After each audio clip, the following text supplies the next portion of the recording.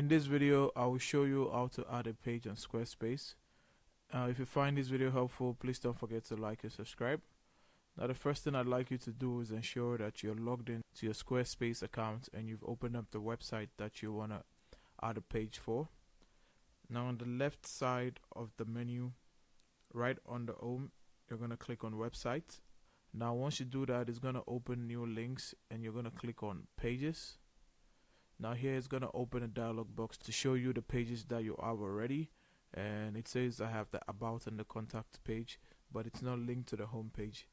To add a new page, what I'm going to do is I'm going to come to the plus sign right next to the main navigation. I'll click on that, and here I can choose the type of page that I want.